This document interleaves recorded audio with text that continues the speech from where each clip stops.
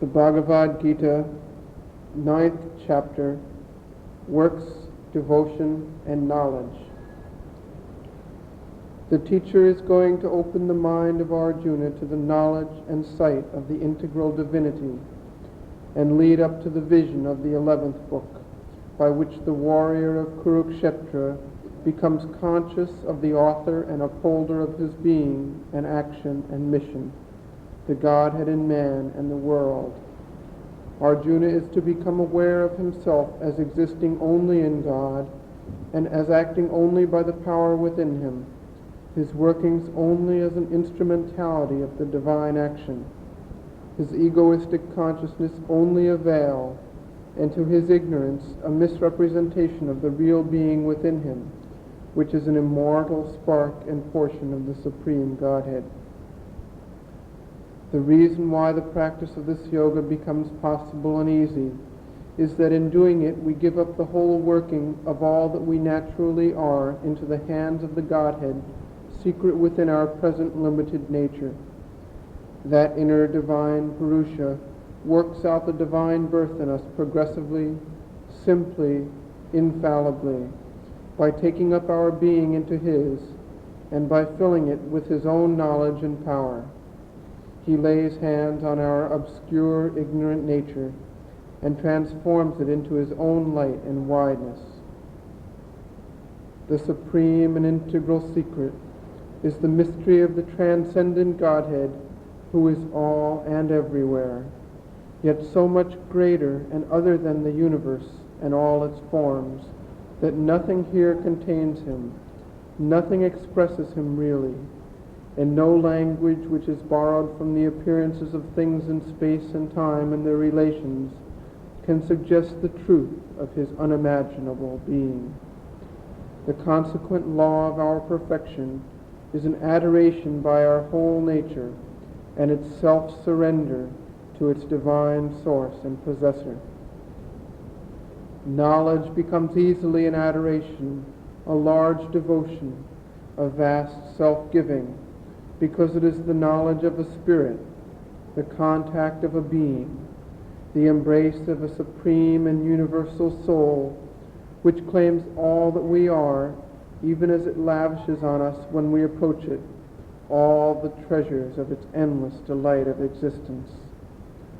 The way of works, too, turns into an adoration and a devotion of self-giving, because it is an entire sacrifice of all our will and its activities to the one Purushottama. The outward Vedic rite is a powerful symbol, effective for a slighter though still a heavenward purpose. But the real sacrifice is that inner oblation in which the divine all becomes himself the ritual action, the sacrifice, and every single circumstance of the sacrifice. The flame is the Godward will, and that will is God Himself within us. All that has been received from Him is given up to the service and the worship of its own reality, its own supreme truth and origin. This is the Gita's teaching of divine love and devotion, in which knowledge, works, and the heart's longing become one in a supreme unification, a merging of all their divergences, an intertwining of all their threads, a high fusion, a wide identifying movement.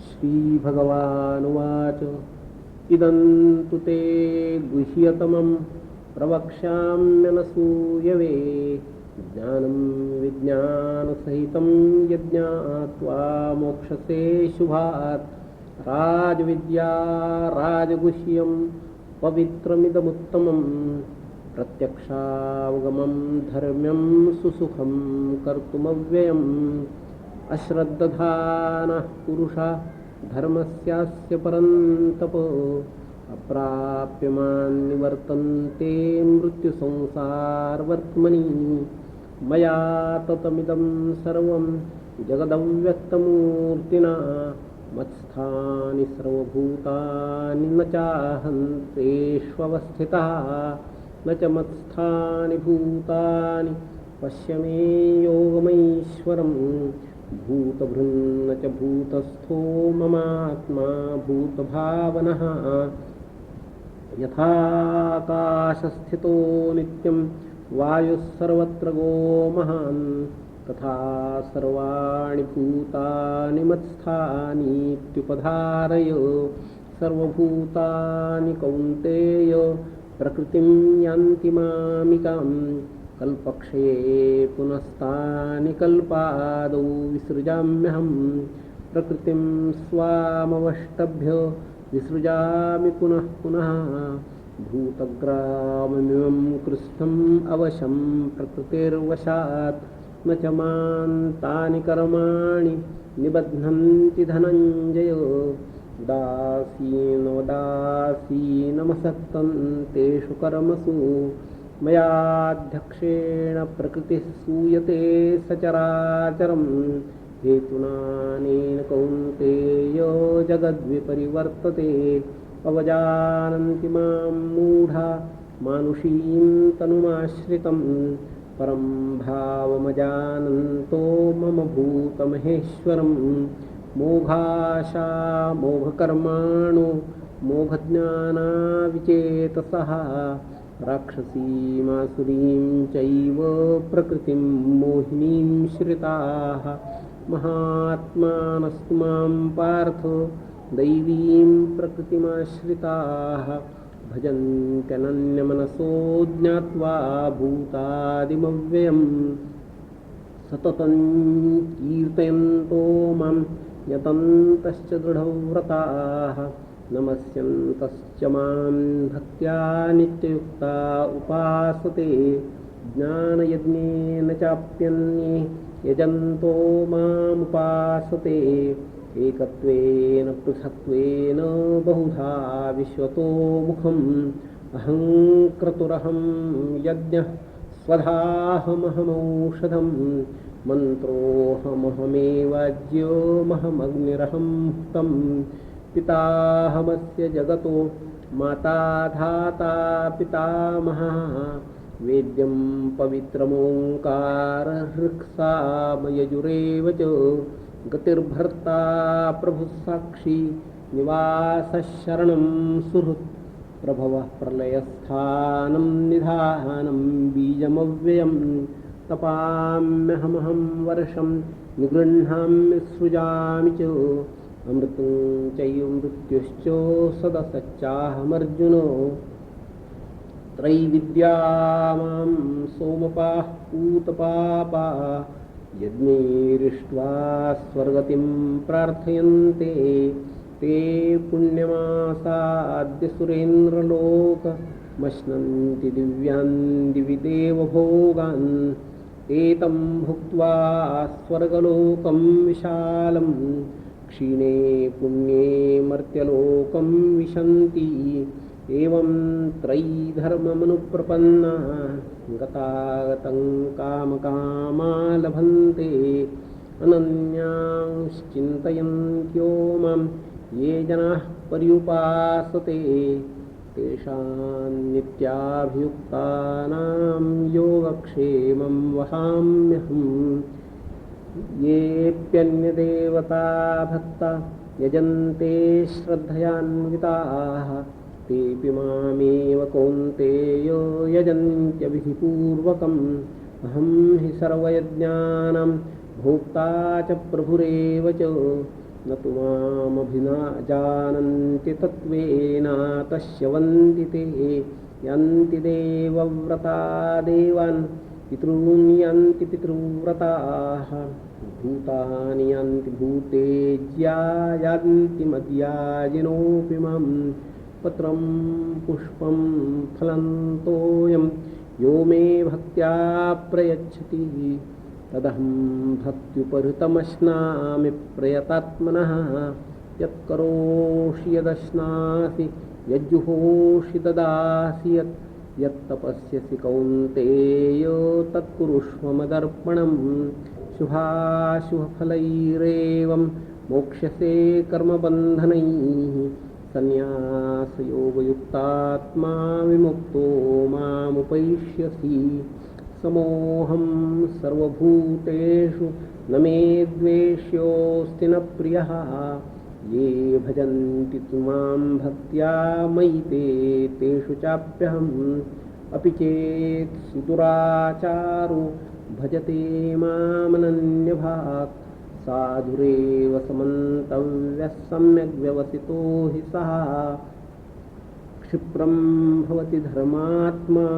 शश्वच्छान्तिं निगच्छति कौन्तेय प्रतिजानीहि न मे भक्तः प्रणश्यति मां हि पार्थव्यपाश्रित्य येऽपि स्युः पापयोनयः श्रियो वैश्यास्तथा शूद्रास्तेऽपि यान्ति परां गतिं किं पुनर्ब्राह्मणाः पुण्या भक्ता राजर्षयस्तथा अनित्यमसुखं लोकम् इमं प्राप्य भजस्व मां मन्मना भव मद्भक्तो मदीयाजी मां नमस्कुरु मामे वैश्यसि युक्त्वैव मात्मानं मत्परायणः ओम इति श्रीमद्भगवद्गीतासूपनिषत्सु ब्रह्मविद्यायां योगशास्त्रे श्रीकृष्णार्जुनसंवादे राजविद्या राजगुह्ययोगो नाम नवमोऽध्यायः। श्रीकृष्णार्पणमस्तु। हरये नमः। हरये नमः। हरये नमः। Works, devotion, and knowledge. The Blessed Lord said, "What I am going to tell thee, the uncarping, is the most secret thing of all, the essential knowledge attended with all the comprehensive knowledge, by knowing which thou shalt be released from evil. This is the king knowledge, the king's secret, the wisdom of all wisdoms, the secret of all secrets. It is a pure and supreme light which one can verify by direct spiritual experience. It is the right and just knowledge, the very law of being. It is easy to practice and imperishable. But faith is necessary. The soul that fails to get faith in the higher truth and law, O Parantapa, not attaining to me, must return into the path of ordinary mortal living, subject to death and error and evil. By me all this universe has been extended in the ineffable mystery of my being. All existences are situated in me, not I in them. And yet all existences are not situated in me. Behold my divine yoga. Myself is that which supports all beings and constitutes their existence, but does not dwell in them. It is as the great, the all-pervading aerial principle dwells in the etheric, that all existences dwell in me. That is how you have to conceive of it.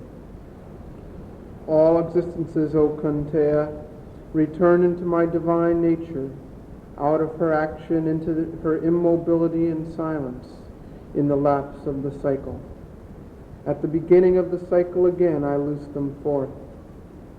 Leaning, pressing down upon my own nature, Prakriti, I create, I loose forth into various being, all this multitude of existences, all helplessly subject to the control of nature. Nor do these works bind me, O Dhananjaya, for I am seated as if indifferent above, unattached to these actions. I am the presiding control of my own action of nature, not a spirit born in her, but the creative spirit who causes her to produce all that appears in the manifestation. Because of this, O Kunteya, the world proceeds in cycles. Deluded minds despise me lodged in the human body, because they know not my supreme nature of being, Lord of all existences. All their hope, action, knowledge are vain things when judged by the divine and eternal standard. They dwell in the Rakshasic and Asuric nature, which deludes the will and the intelligence. The great souled, O Partha, who dwell in divine nature, know me, the Godhead lodged in the human body, as the imperishable from whom all existences originate, and so knowing, they turn to me with a soul and entire love. Always adoring me, steadfast in spiritual endeavor, bowing down to me with devotion, they worship me ever in yoga. Others also seek me out by the sacrifice of knowledge, and worship me in my oneness and in every separate being, and in all my million universal faces, fronting them in the world and its creatures.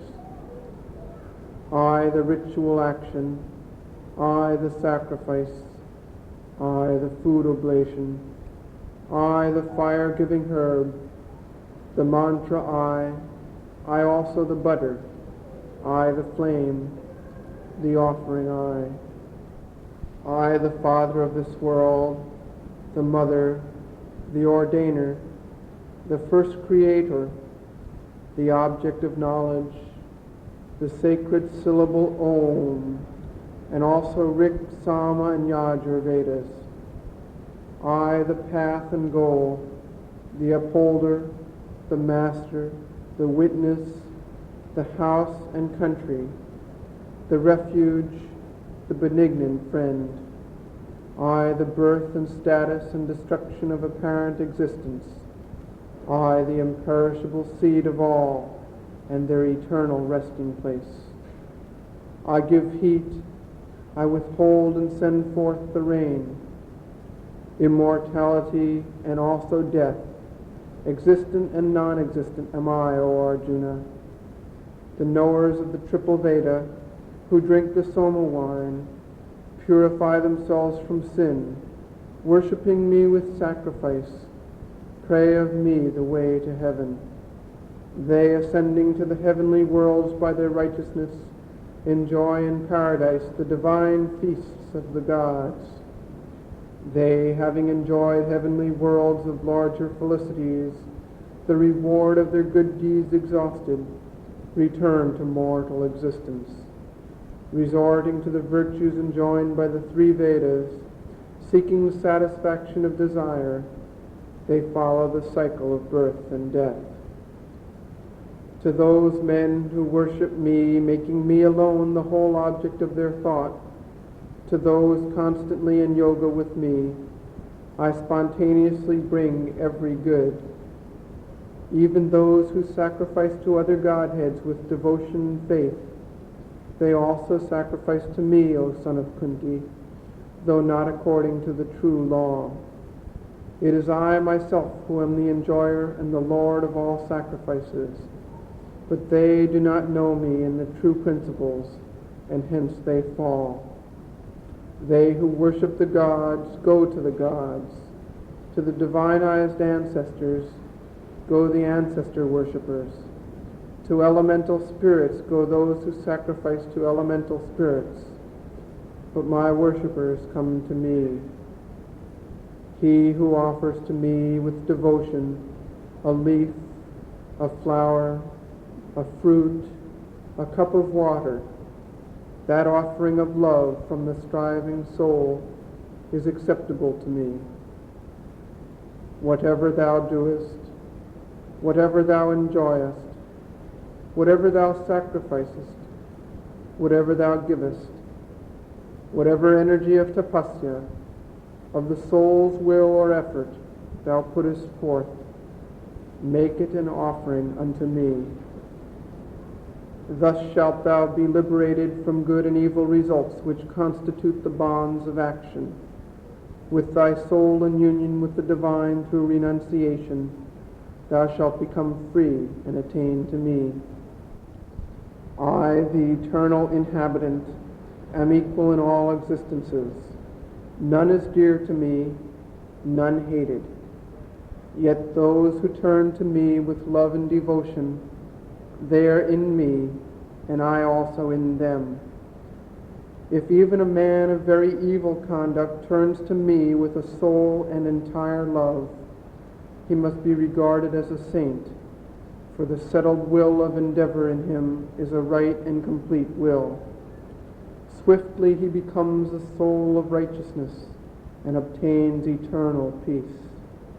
This is my word of promise, O Arjuna, that he who loves me shall not perish. Those who take refuge with me, O Partha, though outcasts, born from a womb of sin, women, Vaishya, even Shudra, they also attain to the highest goal. How much rather than holy Brahmins and devoted king sages, thou who hast come to this transient and unhappy world, love and turn to me.